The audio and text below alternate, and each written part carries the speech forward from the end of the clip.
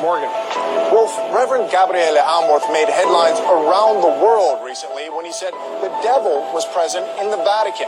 You're talking about something very real, aren't you? Certo, realissima.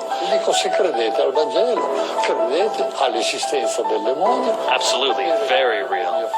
As to the devil's presence in the Vatican, he says that's no surprise. He once had to perform an exorcism on another exorcist. The first thing we need to do if we're going to find out if the devil is at the Vatican is take a tour underneath the Vatican. As we arrive underneath the Vatican, we see that it's laid out in a number of rooms marked by letters, as we can see in this aerial view map. Now we will be exploring some of the rooms in this map. Let's start off by looking in room C here. As we look into the room, we see that this is a mausoleum of Lucius Tullius Zethus. The Vatican goes on and explains that this room was used for offerings to the dead. We read, view of the north wall and mosaic floor. In the corners of the mosaic floor there are 8 marble squares with circular holes through which offerings to the dead were poured during the funeral rites carried out in the burial chamber. So here we have a room where offerings are done to the dead. That's pretty common in Catholicism. Now if we look in the next room, room E, so here in this room they have a vase which has the image of a Medusa. So here underneath the Vatican we have a Medusa. Again, we ask ourselves the question, this is a vase, but yet it's kept underneath the Vatican. This could have easily been removed. If the Vatican was a holy church, you would think that they would have done this. You think underneath the Vatican they would have things that are sacred to Christ and not foreign gods, not idols and images of foreign gods. Now as we move down further to room H, here we see that this is the mausoleum that is one of the largest and most luxurious mausoleums underneath the Vatican of StPetersBasilica. It says that it was built at the beginning of the second half of the 2nd century during the reign of Emperor Marcus Aurelius and belonging to a freedman of the important Valeri family. And as we're in this mausoleum, we see that there's lots of idols from the old Roman Empire. We ask ourselves, why does Rome keep these idols down underneath St. Peter's Basilica? You would think if they were Christians, they would want to clean all this out. I can't imagine anybody who has a true church would keep idols in their churches, especially pagan idols. Where have we seen this before?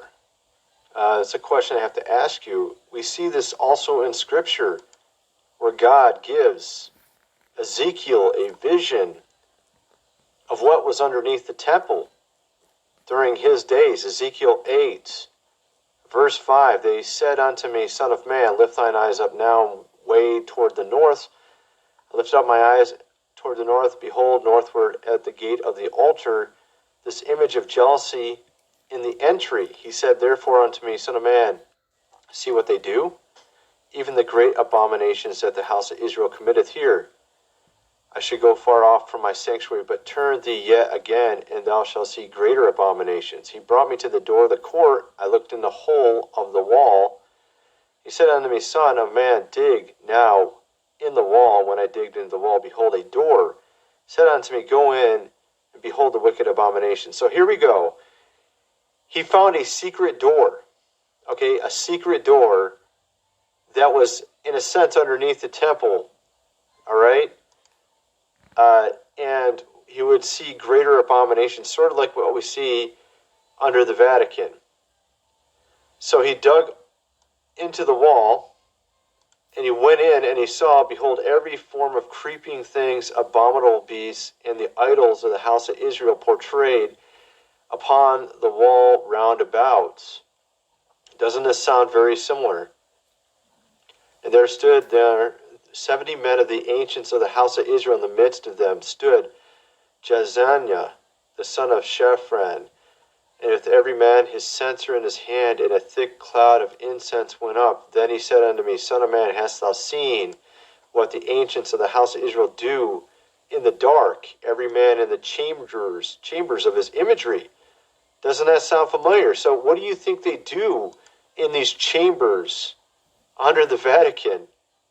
They worship these false gods, just like we saw in Ezekiel. Let's continue playing this here. Why is it protecting them? If it was a true church, it couldn't be doing it for the sake of art, especially with all the evil things that are happening in the Vatican. And as the priest earlier said, that evil does exist, the devil is real, as he admitted. But the hypocrisy of all of this is that they have all these evil images and idols underneath the Vatican of St. Peter's Basilica. We also see two figures of genuses with bat wings also portrayed on the walls. Again, this is supposed to be a holy church and a holy place. Now, this is supposedly all there for many, many years. As we move into the next room, room I, the details of the mosaic floor with Mercury and Pluto's chariot, they go on and explain that this theme is an explicit reference to the overcoming of death and the return of the afterlife. They describe it as a splendid mosaic floor of Mercury is depicted carrying a caduceus with wings at his ankles, walking in front, and a chariot carrying Pluto and his wife Persephone. So here we have all these Roman gods underneath the Vatican, images of foreign gods. Well, as we move to the next room, we find out why they keep all these idols down there in these images. As we move to room U, here we find the shock of all shocks. Here on the wall, it says there is a depiction of Lucifer, that is, the light bearer, the morning star. On the opposite of the wall, there is a drawing of Vesper, the evening star, cosmic symbol of the human life cycle. We find out that when we get to room U, here we have a clear depiction of Lucifer underneath the Vatican at St. Peter's Basilica. We ask ourselves, why are they keeping this image of Lucifer underneath the Vatican? Again, you would think if you're a Christian church, you would not want to have any of these images. Now we know that. Now, I was going to mention also that I've seen numerous videos of people saying they were taken under the Vatican for some sort of strange cultic ritual. And usually there were children, the ones that report about this, they're children that are brought into these rooms. And, it's pretty unspeakable what they do in these rooms. Now, they say it's under the Vatican, but I'm kind of curious if it's in these rooms or if it's in a different room that we're not aware of. Perhaps like with Ezekiel, they have secret chambers and doors to other rooms that these are just the ones that have been made public that we know about. And that there's actually other ones as well that are there that are even more vile, even worse. All right, now here is actually a very interesting a picture of, let me see what it was called. I forgot what they call this room, but you can see it has snake eyes, and it also has this very abominable display, which you can see right here. And this is where, the Pope is sometimes at. I'm sure you've seen pictures of this. I'm trying to remember what they call this room. He mentions it, I think right here, Audience Hall, that's what they call it. Paul VI Audience Hall is a building in Rome, seating capacity 6,300, designed 1971. And you would think if they have a room like this that, they would want to glorify Christ, but instead what we have is some sort of fangs and eyes, reptilian skin. And this is why people say it's run by reptilians. And then you have this horrible display here in the background. Looks like dead souls in hell or something. Why would you make such a horrible thing? And why would you put that in allegedly a Christian place? So this is why it's such a joke, that this is not a Christian place. All right? That they'll go on and say, oh, well, we're saving it because it's a UNESCO heritage site or something like that. This is always their excuse. This is not an excuse, because we know if you're giving glory and propaganda to false deities and false pagan gods, what are you doing? You're in essence supporting the evil spiritual realm. This cannot be from God. And since Rome claims itself to be the one true church, you would think they would lead by example. But what kind of example is this? That you have a depiction of Lucifer underneath the Vatican for countless hundreds and hundreds of years? Now this image here underneath the Vatican has been there since their claim, which would be Constantine. We would know that he was the first one that built this basilica. And so again, we ask ourselves, why are they keeping this depiction of Lucifer? Well, we think the answer for why all these images, idols, are kept underneath the Vatican is because what we're dealing with here is we're dealing with an apostate church that has always been apostate. And even now, as it is filled with Freemasons. And so we know that the reason why they're keeping all of this there now, and they're actually revealing this on their internet website, is because they want people to see this. They want people to see what they're really all about. For the masses who believe that Rome is still a pure church, they don't mind deceiving them into believing that they are still a Christian church. As you go down underneath the Vatican, down into the next rooms, they will try to convince you on this tour that you take that Peter is buried down there in one of the rooms and that this gives credence to following the Pope. But we ask the question, why would you want to follow a Pope who has all these evil things underneath his church? It's very clear. This is a very interesting point he's making.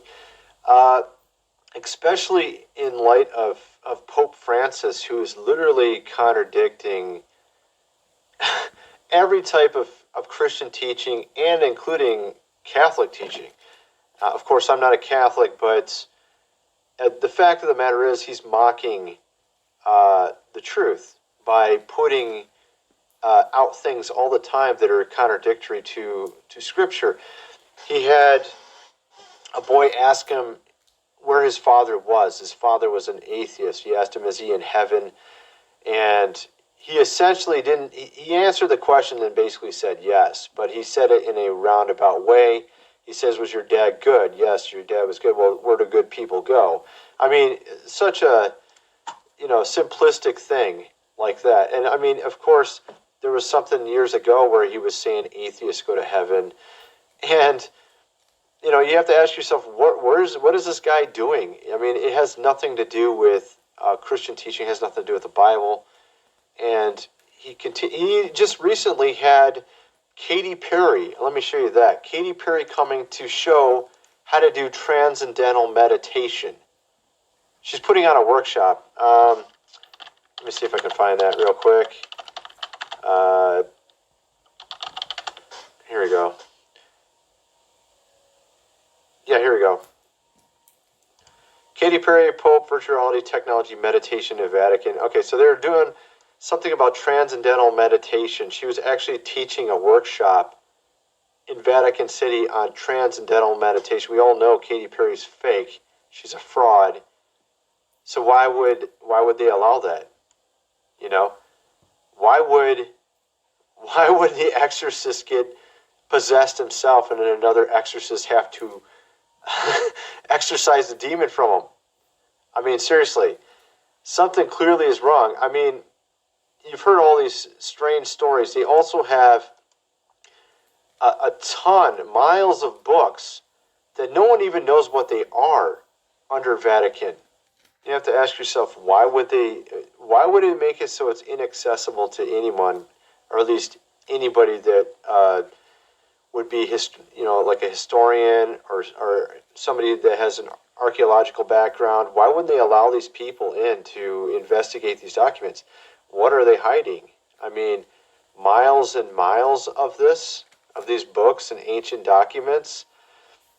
Perhaps there's something they're hiding within these documents, maybe things they've done wrong in the past. That's the question you have to ask. It's just very strange, why they have all these idols underneath the Vatican in the basement. Why do they have all these records sealed that no one can read or see? These are the questions we have to ask.